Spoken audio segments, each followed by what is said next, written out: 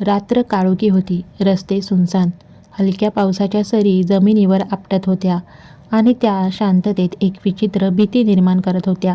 एक महागडी काळी कार सैरावैरा वेगाने पुण्याच्या बाहेरच्या निर्जन रस्त्यावर धावत होती. मागच्या सीटवर आर्या पाटील बसली होती. तिच्या चेहऱ्यावर भीती, वेदना आणि विश्वासघात स्पष्ट जाणवत होता. समोर कार चालवत बसलेला समीर राणे आर्याकडे पाहून हसत होता. एक असं हसू ज्यात प्रेम नव्हतं, फक्त एक कटकारस्थान दडलेलं होतं. तर माझी भोळी आर्या, आता काय करणार तू? मनातल्या मनात समीरने स्वतःलाच म्हटलं. आर्याच्या डोळ्यात पाणी दाटून आलं. मी इतकं खरं प्रेम केलं आणि तू मला फक्त खेळ समजून वापरलं.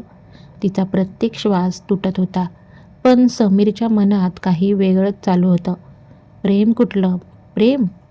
आर्या, तू खरंच खूप भोळी आहेस. मी कधीच तुझ्यावर प्रेम केलं नाही. तू फक्त माझी शिकार होतीस, माझ्या प्लॅनचा एक भाग. आर्याचं मन आता कोसळलं. ज्याला तिने जग समजलं त्याच जगाने तिला फसवलं. 6 महिन्यापूर्वी आर्या पाटील, एक प्रसिद्ध इंटिरियर डिझायनर, उत्तम करिअर, स्वभाव देखील प्रेमळ, मित्र आणि एक सुंदर आयुष्य. आणि त्या आयुष्यात प्रवेश झाला समीर राणेचा. एका हाय प्रोफाईल पार्टीत नजरानजर. तिथूनच सुरुवात. समीर शक्तिशाली बिझनेस टायकॉन, अर्जुन देशमुखचा विश्वासू माणूस, रूपवान, स्मार्ट आणि प्रत्येक मुलीचा स्वप्न. आणि तो जणू पहिल्या भेटीतच आर्याला जखडून बसला. तो तिला खास फील देत होता. तिच्या प्रत्येक कामात रस घेई आणि तिला कधी गरज पडली की सावलीसारखा तिच्यासोबत उभा राहायचा. आर्या त्याच्या प्रेमात अखंड बुडाली. प्रत्येक गोष्ट, प्रत्येक स्वप्न त्याच्यावर विसावू लागली. पण हे प्रेम नव्हतं, ही योजना होती. लग्न जवळ आलं आणि सत्य समोर आलं. लग्नाची तयारी सुरू होती. सगळं काही स्वप्नासारखं. तेवढ्यातच आर्याचा बालपणीचा मित्र आदित्य शिरसाट भेटायला आला. आर्या, मला तुला खूप महत्त्वाचं काही सांगायचं आहे. तो खूप गंभीर होता. आर्या हसून म्हणाली, काय झालं? एवढा तणावात का आहेस? आदित्यने मोबाईल काढला. व्हिडिओ प्ले केला.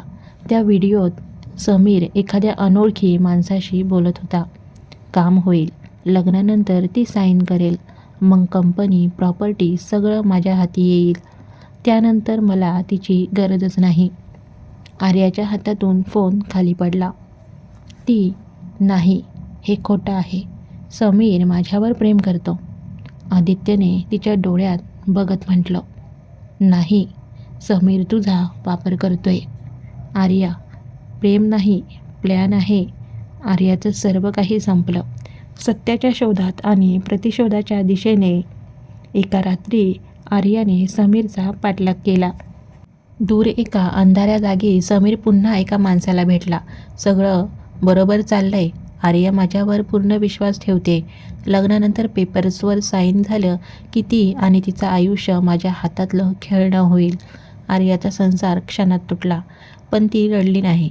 ती शांतपणे मागे फिरली आणि ठरवलं, खेळ तू खेळलास, पण शेवट मी करणार. लग्नाचा दिवस आणि आर्याचा पलटवार. लग्नाच्या मंडपात रोषणाई, संगीत, आनंदी चेहरे. फक्त आर्याच्या डोळ्यात एक वेगळंच तेज होतं, प्रतिशोधाचं. समीरनं प्रेमळ हसू देत तिचा हात धरला. आता आपण एक झालो, माझे प्रिये. आर्या शांत. थोड्या वेळाने समीरने काही डॉक्युमेंट्स तिच्यासमोर ठेवले. साईन कर आर्या, कंपनीच्या काही फॉर्मॅलिटीज आहेत. आर्याने हसून कागद उचलले.